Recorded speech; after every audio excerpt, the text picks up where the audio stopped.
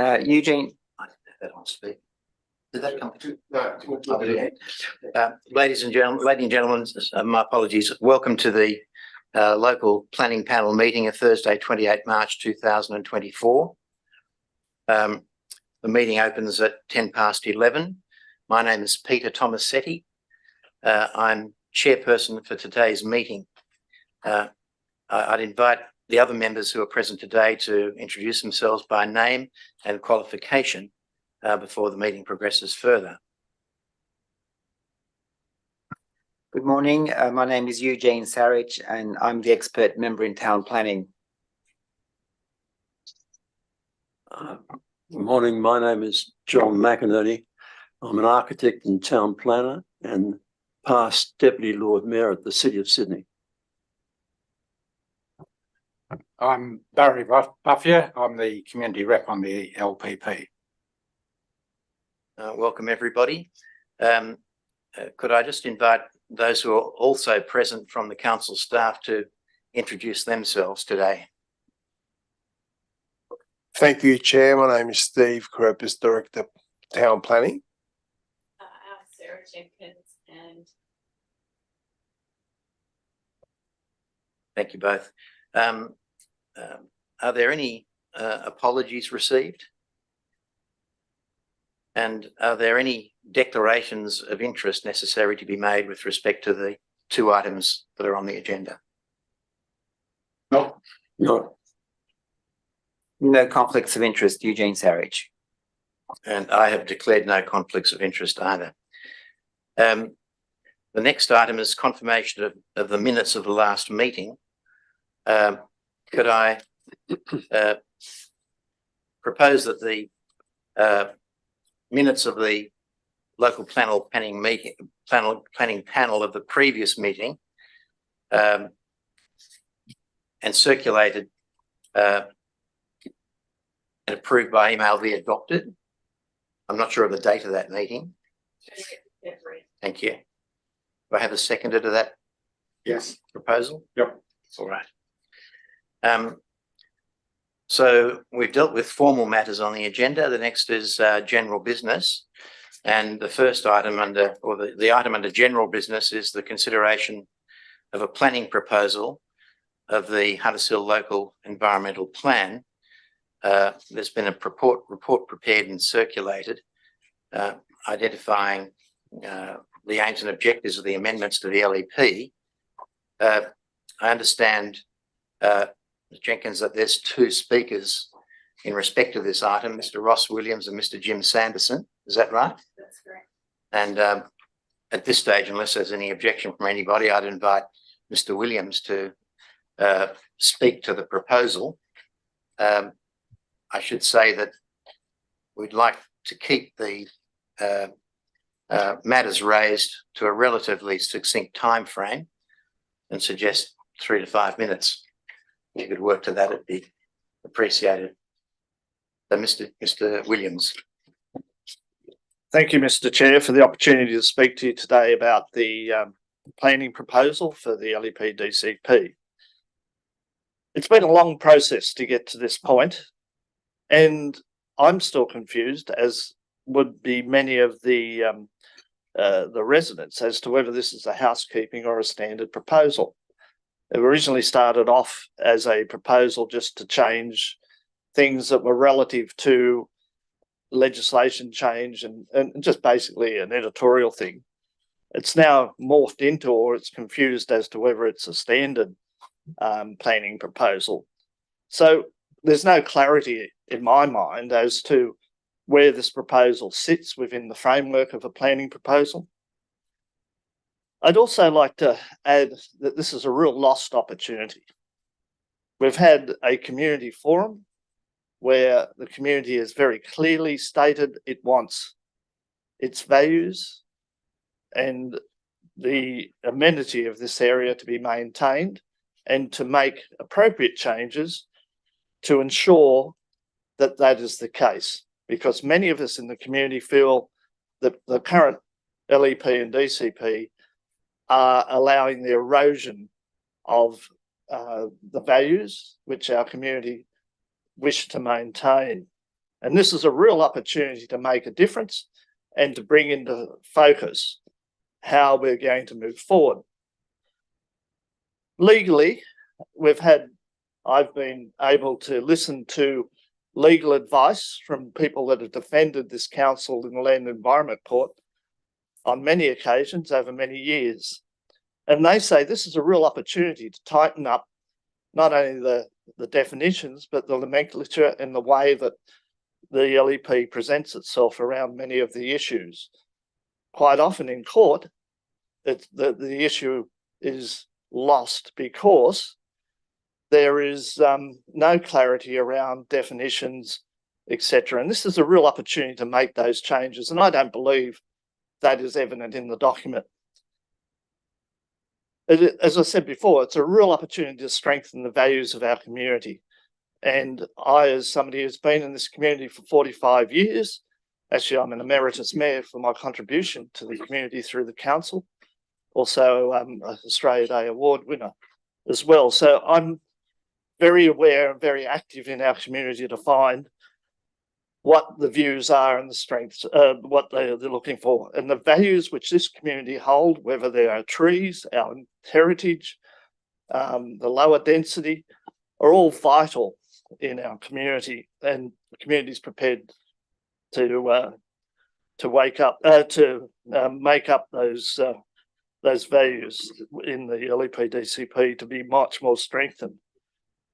It's a backward step where we're going, and I'll explain a couple of key points which I think clearly identify the backward step nature of this planning proposal.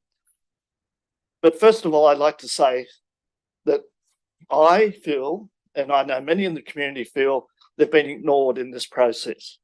I put in a submission that highlighted 27 key points over 5 pages, 49 subpoints, and I believe none of those have been incorporated or even considered in the process. I read the whole thing from cover to cover to be able to discern those key points. A couple of specifics. In the proposal, garden area is to be diluted, to be reduced. In a municipality where the community believes our tree cover and our canopy are crucial to our identity and our environment. The proposal is diluting our ability, and it doesn't even go to the point where it could have gone to the point where we increase the requirement to protect trees. Many of the designs that are coming through cause the site to be so overdeveloped. And that's one of the problems in the LEP. The maximum is always the norm, rather than it being the extreme, or whereas there's justified case. So we're getting a situation where we don't get any trees in these developments because there's no deep soil. There's no buffer between the building and the boundaries. Real opportunity to protect our tree canopy by strengthening our tree cover, our garden area, rather than diluting it. It's being diluted in the process. Tree protection. We've got this problem right across Sydney, if not Australia, where people are just willy-nilly cutting down trees either in public or on private land. Mainly that's driven by view corridors. I can't see why our LEP can't make it clear that you can't have views or windows where there's a substantial tree.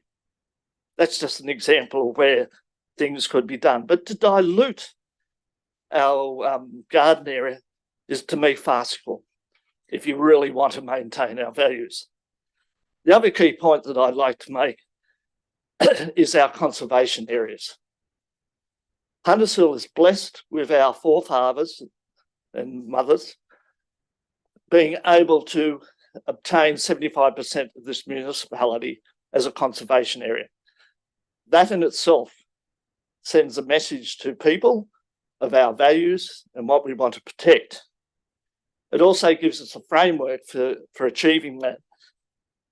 Now, in this planning proposal, it's proposed to reduce our conservation areas, delete conservation areas in certain locations, which to me opens up this community further to complying development. And we can see the damage that's doing to our community and to our built environment through Baranya Park and Gladesville. All the values which we have in our conservation area are lost once that happens.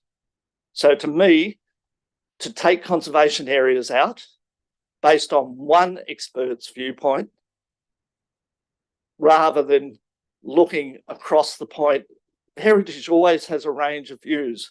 You need to get a range of expertise to advise you. In this case, it's one person and one person's view. Other lost opportunities, and I'll conclude soon. The environment living zones have been brought in, and there's plenty of places in Hunters Hill where that's relevant and should be considered and should be addressed in this review. Employment zones have been forced upon our community. There are anomalies through our municipality where all of a sudden employment zones have been put in place, and that will drive in isolated little pockets significant development around it. One good point, floor space ratio is seen to be included, and I commend that. So in summary, there's too many issues unresolved, opportunities lost, relationship to the DCP not clear, nor progressed during this process, and the ambiguity in our legal position when we try to represent our community's views is also not addressed.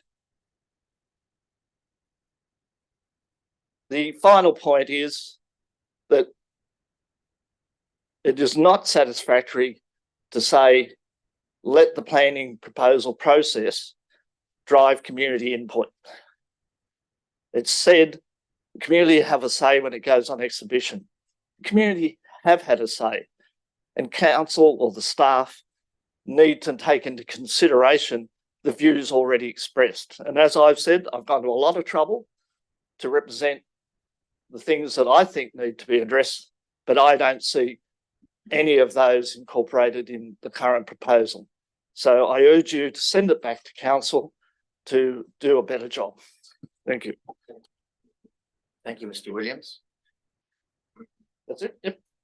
Mr. Sanderson?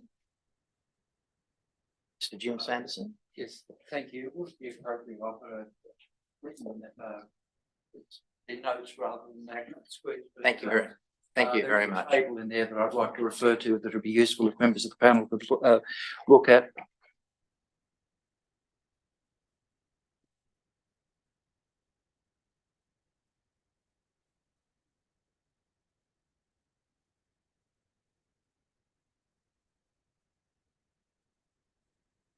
Please proceed, Mr. Sanderson. Thank you for the opportunity to address the panel today. Firstly, I was not aware of what Mr. Williams was going to say, but I am very supportive of all the points that he has made. I'm generally supportive of the proposed improvements to the LEP objectives, but it's important that they are supported by the controls that will deliver the objectives. I welcome initiatives like bringing height controls to the walls in the LEP and removing exemptions to the FSR. There is, however, more work to be done, particularly in controls on excessive excavation, which is becoming quite a problem, particularly in areas outside the conservation area where we have the irony of people having complying development and then coming back for a second dip, wanting to justify excessive excavation under the LEP. But perhaps and I'm also very concerned, as Mr. Williams has pointed out, that about the consequences of removing items or areas from our conservation areas. Perhaps my deepest concern is about the changes to the landscaped area that are proposed. The standard instrument definition of landscaped area does not include any part of the that's occupied by a building structure, swimming pool, hard paved area, or artificial turf. Whereas the existing LEP provides provisions provisions allow pathways, patios, terraces, and pools less than 40 square metres be included in the landscaped area, provided they in total do not exceed 30% of this area. Moving the standard definition of landscaped area does not justify the reduction in landscaped area from 60% to 40% for sites that are direct frontages to a waterway, or from 50% to 33% in other sites. This reduction was calculated by removing the entire 33% allowance for so-called hard landscaping from the landscaped area. While this explanation has been removed from the rationale of the planning proposal, the result of this flawed analysis remains. The proposed change will allow significant increases to the actual footprint area of buildings and give rise to development not complying with the existing landscaped area requirements. The DCP clause 3.3.4 landscaped area control C specifies a number of trees for different size lots.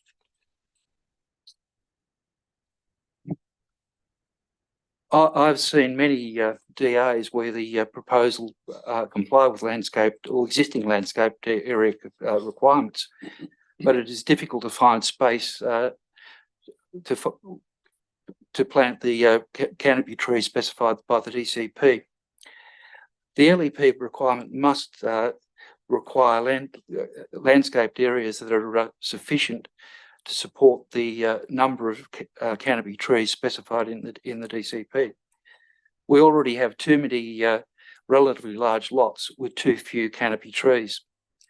There is no justification for amending the LEP to exacerbate a problem that stands in the way of providing sufficient space for trees and plantings around every building, noting that that's one of the objectives of this clause 6.9 of the LEP. The table below, which I refer you to, appears on page 2 of my notes.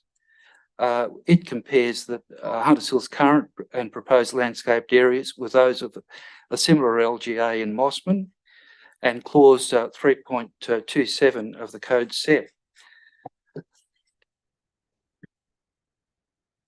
For land areas greater than 900 square metres, the planning proposal will require the same or less landscaped area than the code SEP.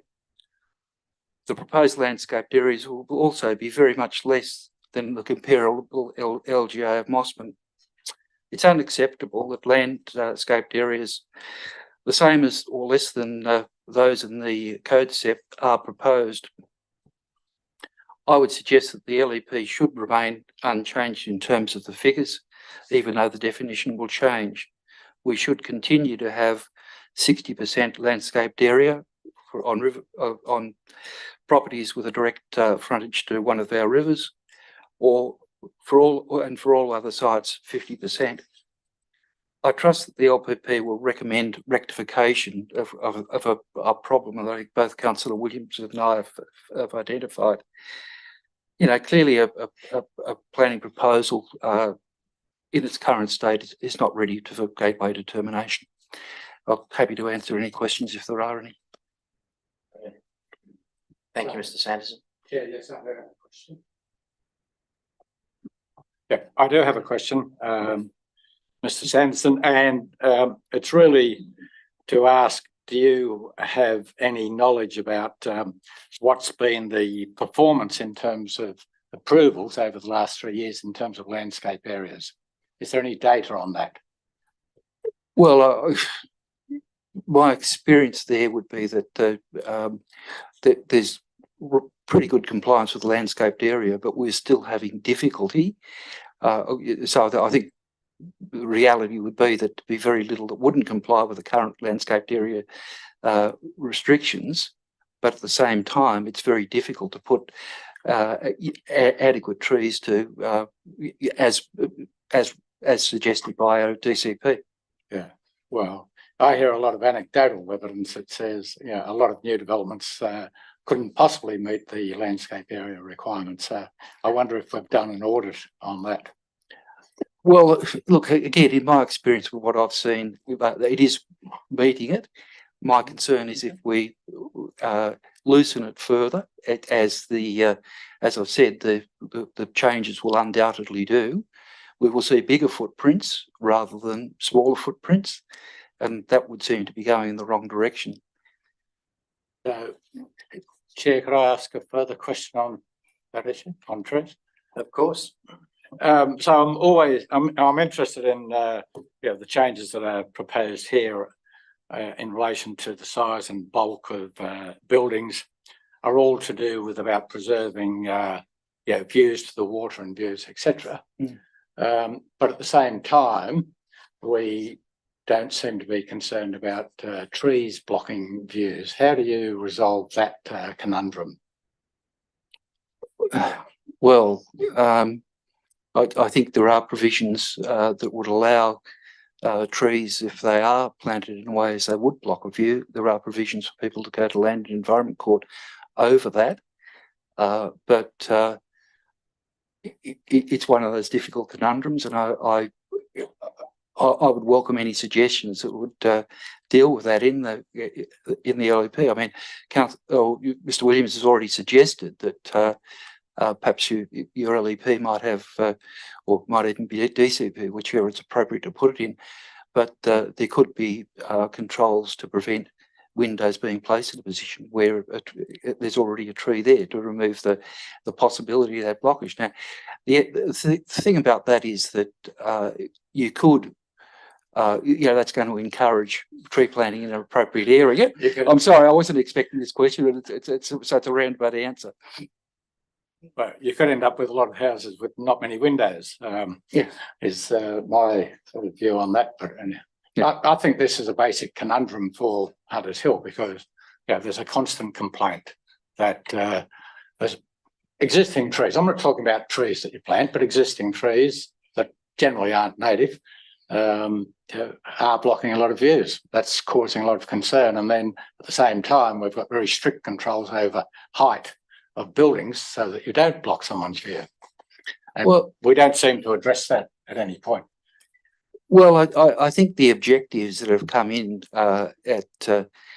in the proposal, and as I said, I'm quite supportive of many of the objectives, but some of the objectives are to try to move back to what has traditionally been Hunters Hill, and that is a garden with a house set in it, rather than a building surrounded by landscaping. And I hope we can move in that way. And if we do have more landscaped area, I think we've got the opportunity for tree plantings to be better considered and located in places where there is a reasonable compromise between the location of trees and to keep the canopy and at the same time preserve views. And there are, again, the objectives are dealing with it, and it's possibly a case that if we were a bit more imaginative, and perhaps we need to pause a bit and to let some of that imagination come through, so that we do come up with provisions that would allow better outcomes. And as I said at the beginning of my address, I'm quite supportive of the objectives that have been come up with. A lot of the time we need the control to back that up. And I think that's going to require a bit of imagination to achieve that. But I mean, other councils have worked on that. I think Hunters Hill has the ability to carry that on and provide solutions. I mean, one of the ones that I've noticed lately is on excavation, that the code SEP has empirical ways to deal with excavation, whereas our LEP is dealing with it in terms of objectives. There's some work that can be done there. So there are numerous areas where I think we can do a bit more work and end up with a far better document. Thank you, Mr. Sanderson, very much. Propose then to move to item 3.1.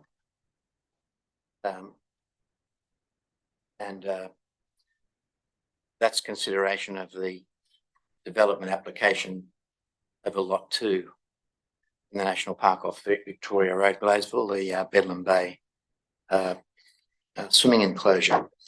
I understand that in respect of that matter, there are 2 speakers, Mr. Philip Bradley and Mr. Chris Mutton. So if Mr. Bradley is present, I invite him to come forward and speak. And again, if you could just keep your mind on the time limit. I'll do that, Mr. Chair. Mr. Bradley would be grateful. Thank you. I'm Philip Bradley, as you've heard. I live next door to the beach at Bedlam Bay. I am the newest resident. I support the establishment of a safe swimming area for a number of reasons, including the fact that the area was extensively used during the pandemic and people were engaging in picnics and swimming and things like that there. It's a very important area. I object to the current proposal on 2 bases, essentially. This development would be against my interest in the sense that there would be more people, more overnight picnics, more fires, more noise, more trespass, etc. But for the reasons I've stated, I still support the establishment of it because I think it's a very important community asset. Bases for my objection are that being a lack of consultation, and you'll see from my written submission that I've documented some of that. And the other basis is the inattention to the what I would call the remediation of the site. There are some ancillary structural issues which we could talk about, but I just want to focus on those 2 things given the constraints. There's a report to council which is quite extensive that talks about the level of consultation. Most of the consultation referred to in there didn't occur. And so to the extent to which the council is putting forward a DA on the basis that some process which is mandatory under the legislation has been followed, then the DA suffers to some extent and may indeed be invalid, the application, that is to say. I can refer, if you want to a number of things that didn't happen, such as letterboxing and other things. And I was a kind of a noisy complainant at the time about the proposal to turn Gladesville Reserve into a plastic pitch. And as a consequence of that, I was put on to the Sport and Recreation Committee.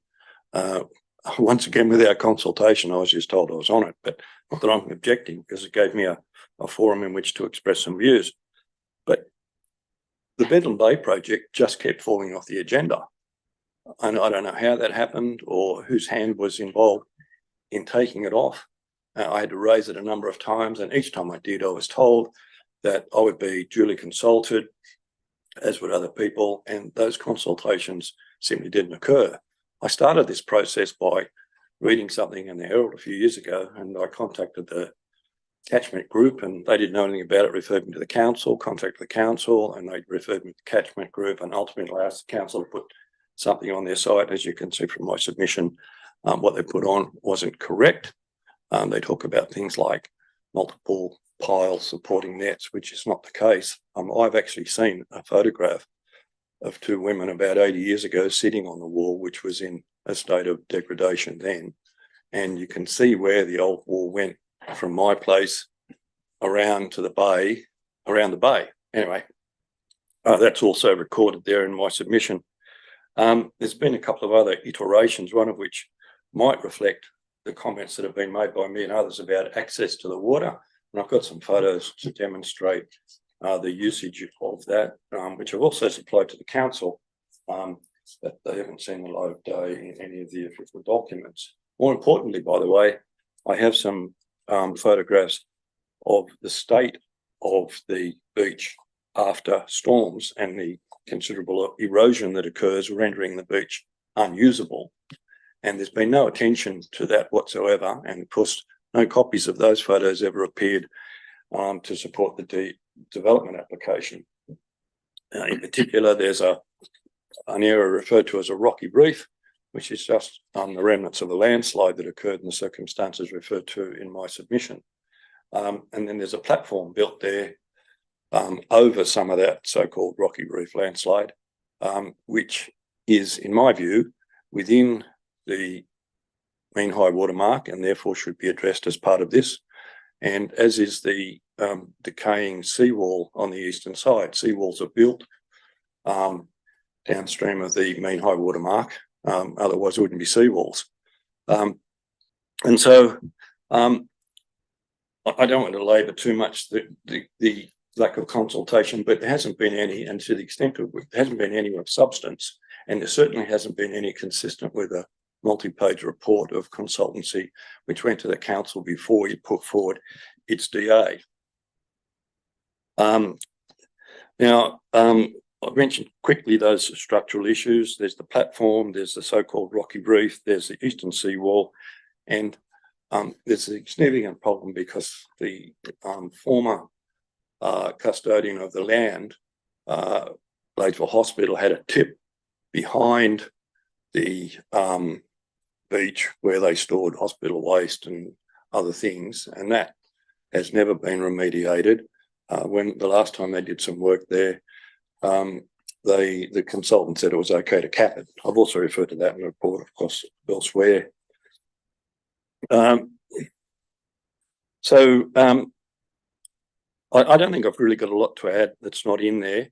My main concern now is that the council is saying that we are building something below the mean high water mark and we're not touching the things above the mean high water mark, therefore we can get on with this process with a very vague promise about some package of construction and other remediation which will occur in the future.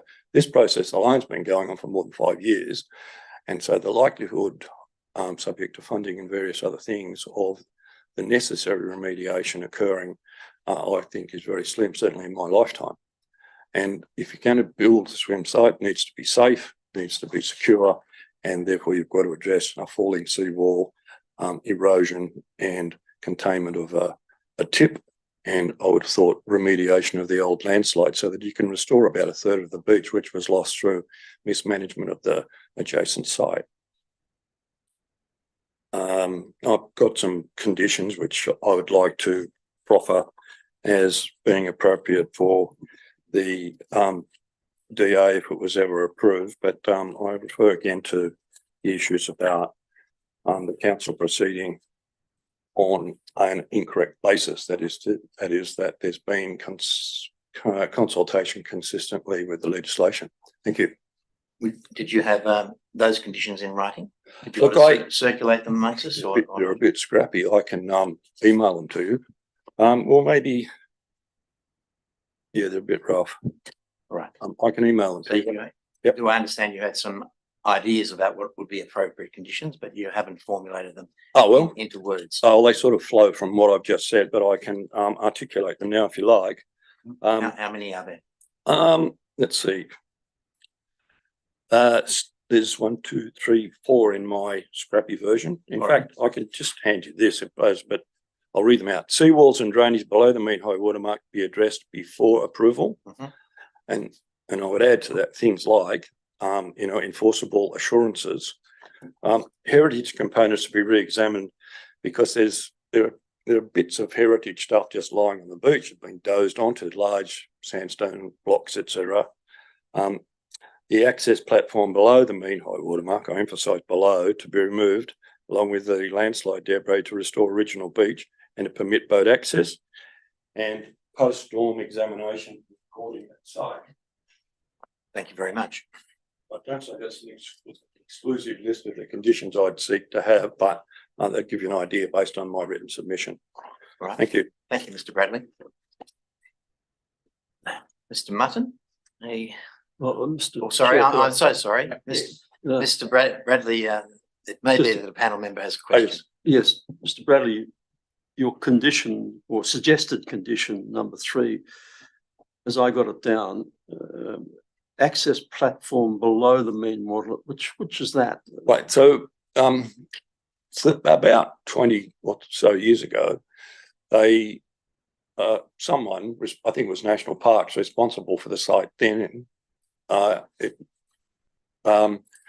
firstly demolished a colonnade of trees for no particular reason other than the fact that some 20-year-old consultant said it was okay, and built a pathway that led to the beach. Then they demolished a big section of the 10-foot high heritage stone wall. It's a massive structure. It's all over the site, so that the access could be improved. And they built this silly steel observation platform. And at the bottom of this, after they punctured the wall, there was some fairly basic stone steps going down. And at the bottom of that, over what I've referred to as the landslide caused by fire and water, they just built a sort of a platform with a nice sign saying they'd done some stuff there. And that platform was built below the mean high water mark. And my argument would be the mean high water mark doesn't change just because you build a platform. And that platform really consumes a big chunk of the former beach, which was sandy. And now it's a sort of bunch of old bricks, terracotta, and some of those stone slabs that I referred to, which sort of supports the landing point as the stairs come down. And then you walk down a few more stairs and you're on the sand. And there's a big mangrove tree and things growing there now. But and in fact, I'd encourage people to physically go and have a look, because I suspect that some of the people that initiated this never did. And indeed, I asked the general manager to come and have a look, and he declined. And eventually the infrastructure manager came, and I gave her all the sorts of information I've given you, including photos. And none of that ever materialised, even in the context of the Sport and Recreation Committee. We were down there this morning. Oh, good. And it seems the access platform you're talking about has actually been broken up, and it seems like it's a whole series of rocky places. Am I wrong? It's the access platform as you come down the steps, almost immediately where the steps come against the beach. Yeah. I think what they did was that they demolished the stone wall, and they used a bit of that to form up, and then they just put rubble in behind that. But you can see there's bricks and old bits of concrete and stuff with there, and a lot of that's in the river, and some of the sand has covered that over time. Like, this is 30 years ago, it was really an inappropriate treatment, and but once again, the objections. I understand, Mr. Bradley. Just a further question, or at least a clarification. You're aware that, and I'm reading from the report here, that that the works above the mean water line are to be dealt with via a separate approvals pathway. Yes, you're aware of that. I'm conscious of that, but my concern is here that they're building the monument before they tidy up the town square.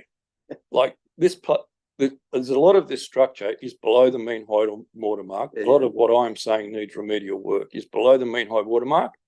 And there are a couple of bits that are not. And I reckon if you went to National Parks and said, we want to contain your tip and put in a culvert above the mean high water mark, I couldn't imagine them objecting to that. But that process, I don't think, has even started.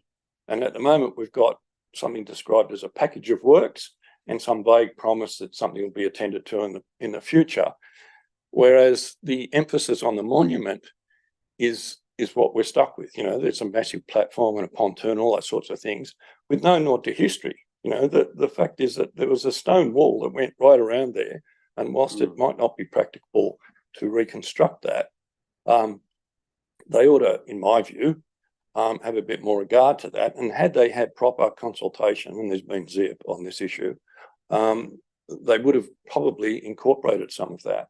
But by the time people got to see it, it was so highly refined that there was no scope for change, it seems to me. Thanks. Yeah, I had a question also. So you mentioned about boating access and saying there will be no boating access. Do you have a proposal how you could manage that? Well, there's been a slight concession to that in that the net, which originally terminated down near where the old stone wall was, is now running adjacent to the walkway and pontoon. Yep. But the bit that's left is over the so-called rocky reef, and there is a bit of a rocky reef out in the sea, Saw that. in the water, but the rubble and all that sort of stuff. And that used to be beach, it used to just be sandy beach, but there's a pile of rubble, and then you've got that platform that we've just talked about built over the top of what was beach.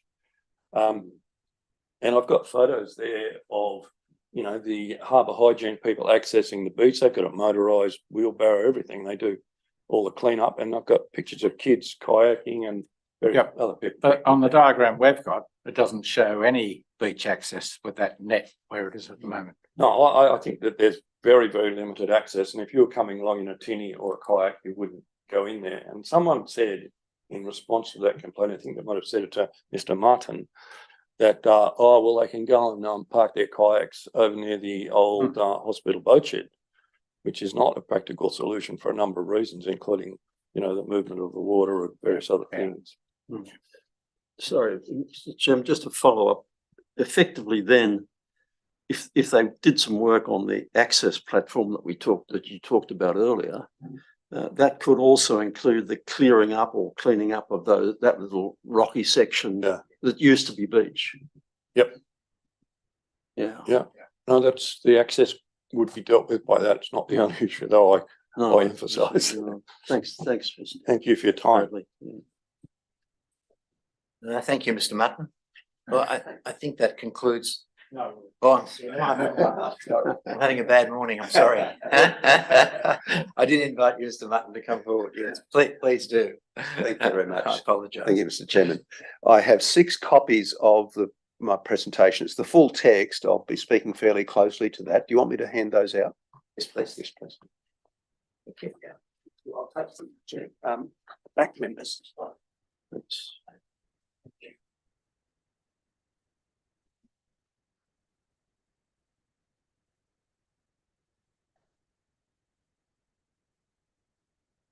Thank you very much for the opportunity to speak to the LPP this morning. My name's Chris Mutton. I'm a 20-year resident of Dick Street, and I live about 200 metres away from the site. But I have a very active interest in local bushland and heritage in this area that I've built up over the 20 years of living here. As with the rest of the community, and you can see this in the submissions that have been made,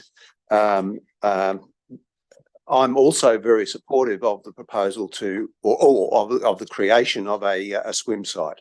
And my detail when I get to it will be about variations. And also I'll be addressing the question of consultation. So there are 2 significant weaknesses in the path recommended by the council in this submission to the LPP and in the DA. Firstly, one of process, that is the consultation has not been satisfactory, particularly with the primary stakeholder for this project, and that's the community. And the design has been disadvantaged has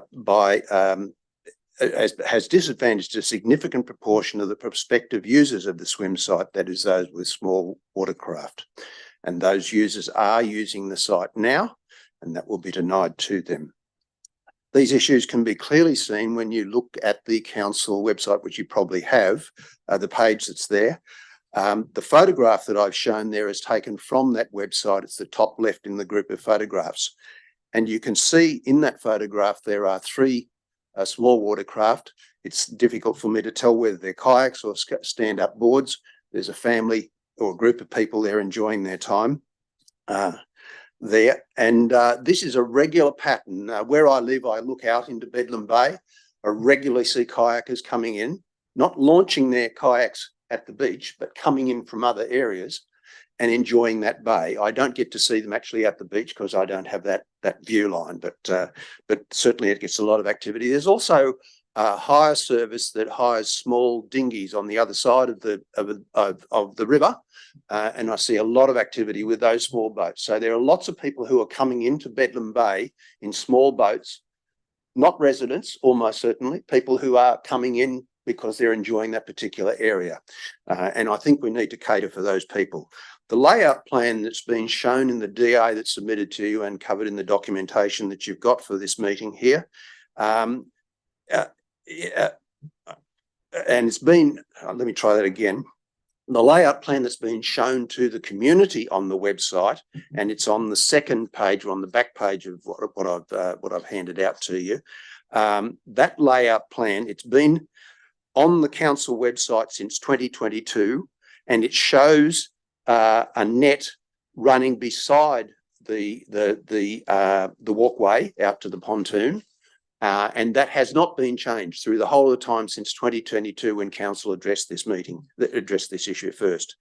Now, without any consultation with the community, to my knowledge, any consultation at all with the community, that has been changed in the design in the DA to a net which now goes off to the west and denies access to the beach. Council's response, as has been mentioned just a moment ago in the previous discussions to the DA objections, is that the landing point to the west, which is more than 150 metres away, will meet the need. Well, it won't, because kayakers are not going to leave, or people with their boards are not going to leave those boards 150 metres away where they can't see them and go and have a picnic on the beach. Right, so we're basically denying their access to that. Now, the legislative requirements, which are covered in the LPP submission, they are that access to the beach must be maintained for boating to and from the water as well.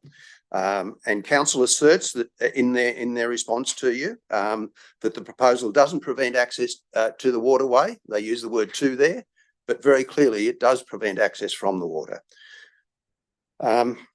There's a further, so that legislation that's relevant is in the clauses, what did I say, 6.9 and 6.28 of that set. Now, the from the water access is also relevant because council will have great difficulty cleaning this beach when they're not able to get trucks or even small vehicles down to the beach. It's an extremely difficult access, as you know. And it's an access which I'm quite sure national parks are not going to allow you to change in a substantial way.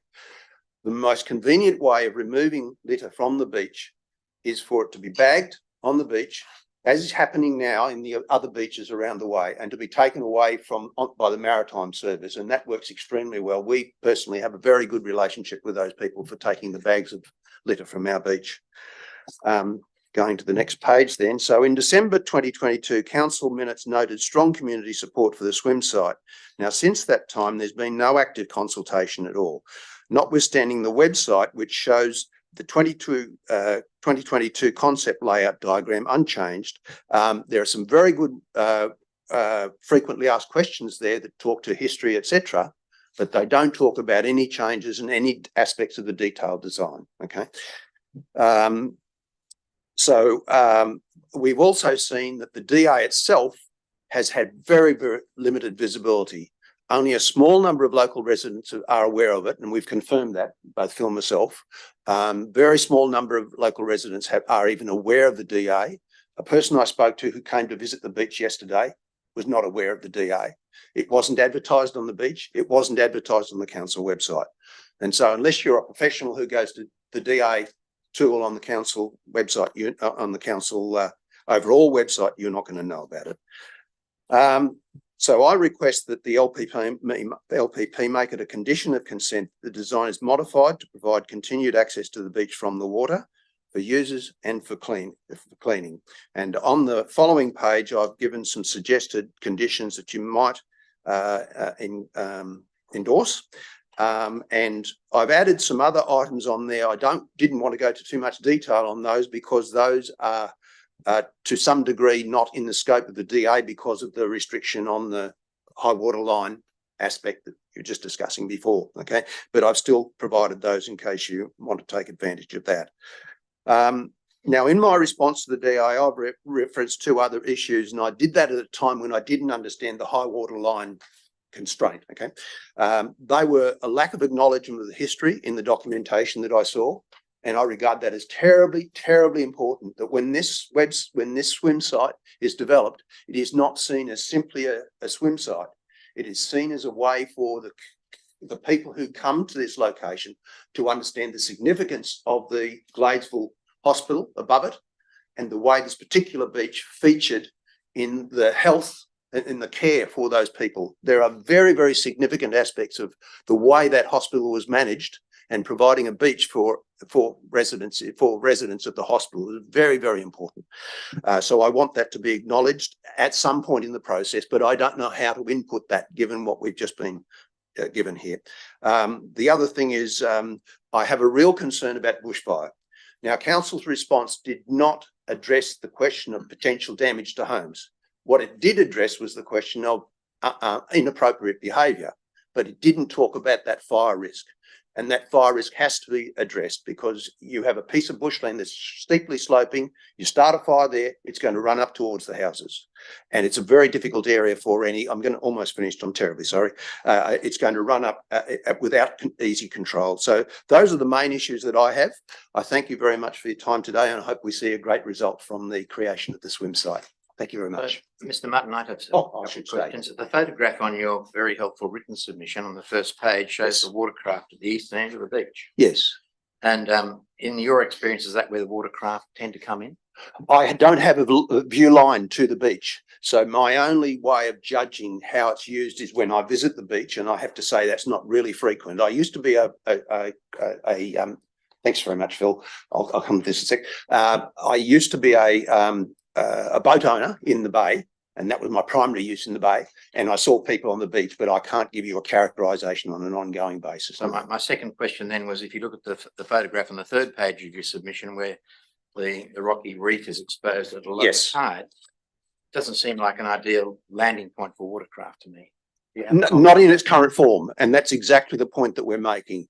That material that is there is not natural. It's introduced rock, and it should be removed, and then that should be turned into a safe landing spot. So are you suggesting to us that all the rock shown in that second photograph is not natural, not part of the natural rocky part of the shoreline? There will be some natural material underneath there, but the bulk of what you're seeing there, the heavy boulders that are there, they are not original. They've come in from the way Phil has described it previously. So your view is all the loose rocks in that area should be removed along with the oysters and shell, etc., to make it more amenable for landing of watercraft? Yes. I'm not obviously an expert on what rules there might be around that change with the water authorities, but yes, the answer to that is, from my point of view, yes.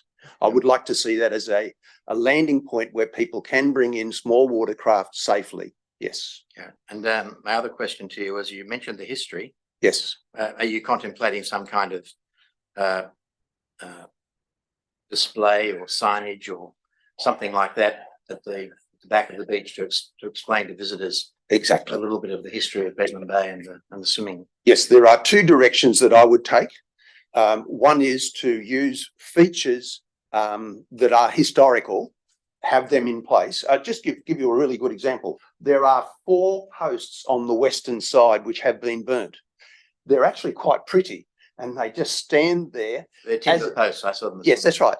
Yeah. So they represent that history. Suggesting some kind of public information yes, be provided. That's right. Right. So recognise the historical elements, present that there. It's even conceivable that there could be a website. We've talked about in the context of the Henley precinct. There could even be something where you, for example, click on a picture, and it takes you to a link on the website and tells you a story. I'm not suggesting that you design it. I'm just wondering whether or not if there's something there which just explains the history that you're concerned about history would be satisfying. Absolutely.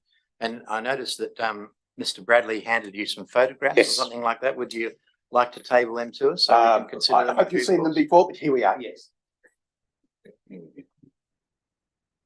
Yes, they're very relevant. So that's the cleaning barge. I'm not sure the Maritime's service name, but they come in quite regularly. All right. That's, well, yep.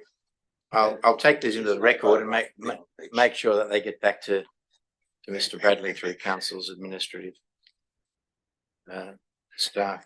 Just hand those through to other panel members to have a look at in due course, and thank you very much for that. I'll stand. I'm so sorry. So sorry. I had another question. Yes, So the diagram that you handed out, Chris, in your presentation shows the original.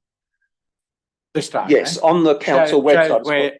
Shows where the net was proposed originally. Yes, Running along the wharf as per the way it does at Woolwich Baths, and then coming around. Do you have any idea why we've moved away from that design? I looked very carefully through the proposal that's been put to the LPP. I could not find any clues at all, and I've had no information either, and neither has Phil through the committee that he belongs to. Yeah. No one, no knowledge. Okay. Chair, on your last page of your very clear submission, Mr. Mutton, I understand the first of the access from river for passive recreation. The other conditions, there are two there or suggested conditions, and then you've added acknowledgement of heritage and fire risk. Yes.